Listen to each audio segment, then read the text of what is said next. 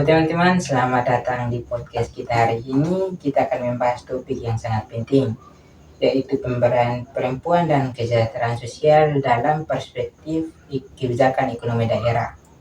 Bersama saya sudah hadir dua narasumber. Silakan Bung untuk memperkenalkan diri. Baik, saya Venjeswan, saya mahasiswa Ekonomi Pembangunan, sekarang semester 4. Di sini saya akan membawakan materi tentang pemberdayaan perempuan dan kesejahteraan sosial. Baik, silakan Bung Sena. Baik, saya Sena Lucy, saya mahasiswa Ekonomi Pembangunan. Saya berkuliah di Undana dan sekarang saya semester 4. Oke, baik, kita langsung saja. Yang pertama kita langsung diskusi bersama. Pertama kita diskusi bersama Bung Vence, yaitu menurut Bung Vence atau sudut pandang Bung Vence, seberapa penting peran perempuan dalam pembangunan ekonomi daerah? Nah, seberapa penting pemberdayaan perempuan dalam ekonomi daerah menurut saya sangat penting. Karena perempuan itu memiliki peran yang sangat besar dalam UMKM, dalam ekonomi pertanian, dan juga dalam sektor informal. Nah, namun seringkali kontribusi ini belum sepenuhnya didukung oleh kebijakan pemerintah yang memadai. Nah, dalam UMKM, peran perempuan dalam sektor UMKM itu misalnya seperti usaha-usaha kecil. Misalnya kalau pada saya ke kampus, saya sering lihat sepanjang di pinggir jalan itu, saya sering lihat ada ibu-ibu menjual ini gorengan, ada menjual kelapa, ada menjual es dan sebagainya.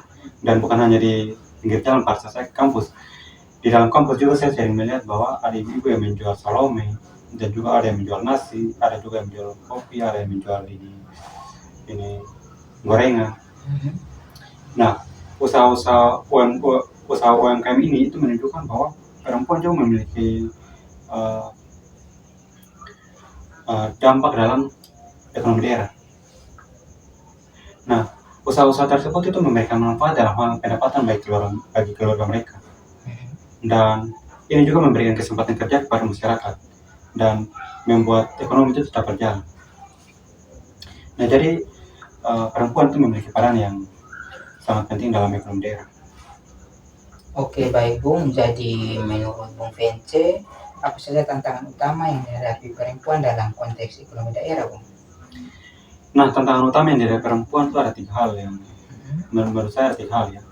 Pertama itu terkait dengan akses modal yang masih rendah, dan juga masih memiliki literasi keuangan yang masih minim, dan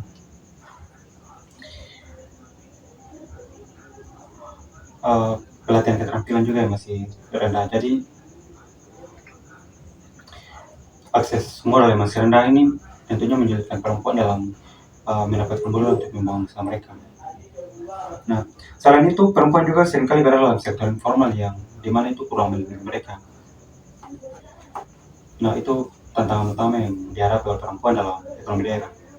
Jadi terima kasih Bung. Jadi sekarang menurut pendapat dari Bung Vence, apakah pemerintah daerah sudah mampu untuk menjawab tantangan tersebut, Bung? Nah, apakah pemerintah daerah sudah mampu untuk menjawab tantangan tersebut? Sebagian sudah, contohnya seperti program UMKM dan juga bantuan sosial. Namun banyak kebijakan pemerintah itu yang masih belum sensitif gender, sehingga dampaknya itu belum optimal bagi perempuan. Kebijakan yang belum sensitif gender itu artinya kebijakan yang masih belum memperhatikan kondisi gendernya masing-masing. Jadi kebijakan tersebut menyamaratakan antara ini gender laki-laki dan perempuan. Kalau laki-laki dan perempuan itu memiliki peran yang berbeda, kondisi yang berbeda, kebutuhannya berbeda. Jadi kebijakan tersebut masih belum menyesuaikan dengan perannya masing-masing. Nah, ini tentunya mengakibatkan kebijakan tersebut belum optimal bagi perempuan. Oke, baik Bung. Kalau kita melihat dari sudut pandang analisis kebijakan ekonomi daerah, Bung, bagaimana penilaian Bung Vence terhadap program-program tersebut? Nah, kalau menurut saya terhadap program tersebut itu kita dapat nilai dari 3 aspek ya. Pertama itu ada aspek efektivitas. Jadi Kalau lihat ada aspek efektivitas program tersebut masih belum terbatas sasaran. Dan selain aspek efektivitas, ada juga aspek kita bisa melihat nilai dari aspek ini efisiensi, yaitu di mana program tersebut masih dijalankan dengan pemborosan dan juga distribusinya itu kurang merata. Selain daripada itu, aspek keadilan, jika kita melihat aspek keadilan, itu masih banyak perempuan yang seringkali belum mendapatkan akses yang setara dibanding laki-laki. Nah, jadi itu tiga hal yang bisa kita nilai dari program dijalankan oleh pemerintah. Oke, terima kasih Bung Fenci atas pendapatnya yang luar biasa. Selanjutnya kita akan mendengarkan pendapat dari Bung Senar. Jadi Bung Senar, kalau pemberdayaan perempuan itu berjalan dengan baik, apa dampak bagi kesejahteraan sosial Bung Senar? Dampaknya sangat luas. Pendapatan keluarga meningkat, angka kemiskinan juga tentunya menurun, dan kualitas pendidikan anak juga tentunya membaik. Secara umum, jika ini bisa dioptimalisasikan dengan baik, maka kesejahteraan yang ada di masyarakat akan sejahtera dan keadilan juga akan baik di masyarakat. Oke, baik Bung Senar. Jadi kalau menurut pendapat dari Bung Senar, apa solusi atau rekomendasi kebijakan yang bisa dilakukan pemerintah daerah saat ini? Ada beberapa kebijakan yang bisa dilakukan oleh pemerintah daerah. Yang pertama, menerapkan kebijakan yang responsif gender. Jadi pemerintah juga harus memperhatikan kebutuhan dari laki-laki dan perempuan, Ya, Bung. Sehingga dapat terciptanya kesejahteraan ataupun kebijakan yang adil untuk laki-laki dan perempuan. Yang kedua, memberikan akses modal khusus bagi perempuan. Ketika perempuan ingin meningkatkan inovasinya dengan membangun usaha, maka pemerintah juga harus memberikan modal sehingga dia dapat membangun usahanya dan meningkatkan kesejahteraan hidupnya. Yang ketiga, menyediakan pelatihan berbasis kebutuhan lokal.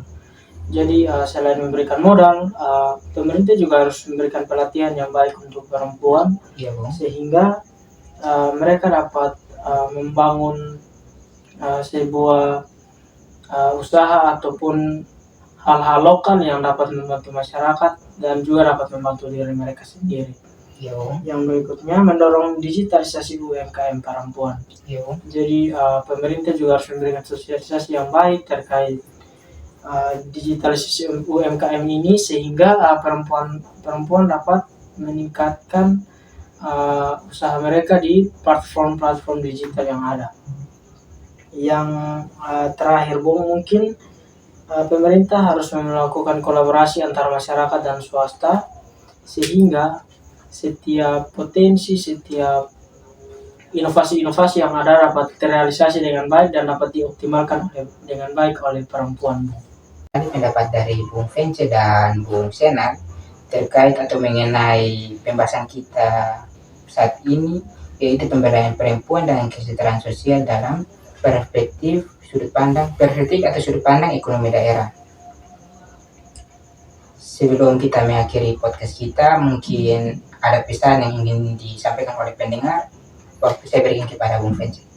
Nah, pesan yang bisa saya sampaikan kepada penonton kita dalam channel ini, saya ingin mengatakan bahwa semoga kedepannya itu pemerintah dalam mengeluarkan suatu kebijakan, merencanakan suatu kebijakan tersebut benar-benar disesuaikan dengan peran masing-masing gender.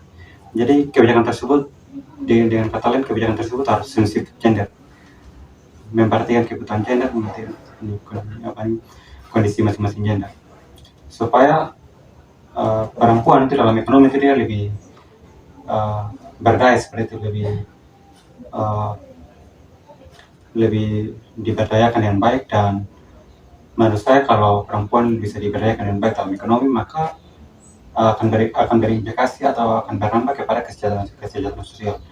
Jadi dua hal yang kita bahas dalam podcast ini, yaitu pemberdayaan perempuan dan kesejahteraan sosial, itu dua hal yang saling berkaitan erat dan berbanding lurus. Jadi kalau pemberdayaan perempuan tidak bisa diberdayakan, maka kesejahteraan sosial juga akan tercapai. Nah, itu sekian yang bisa saya sampaikan dalam pesan penutup dalam podcast ini. Oke, terima kasih Bung Fenci atas pesannya yang luar biasa. Selanjutnya kita akan mendengarkan pesan dari Bung Sena. Silakan. Baik, terima kasih. Mungkin pemberdayaan perempuan bukan hanya berbicara soal kesetaraan saja, tapi bagaimana strategi untuk dapat meningkatkan kesejahteraan daerah. Jadi kebijakan yang harus dilakukan oleh pemerintah adalah kebijakan yang harus inklusif sehingga dapat terrealisasi dengan baik dan teroptimalisasi dengan baik. Oke, terima kasih Bung Fenci atas waktunya dan Bung Sena atas waktunya dan pendapat yang luar biasa terkait pembahasan kita hari ini mengenai pemberdayaan perempuan dan kesejahteraan sosial. Dan terima kasih untuk teman-teman yang sudah mendengar. Sampai jumpa di podcast kita selanjutnya.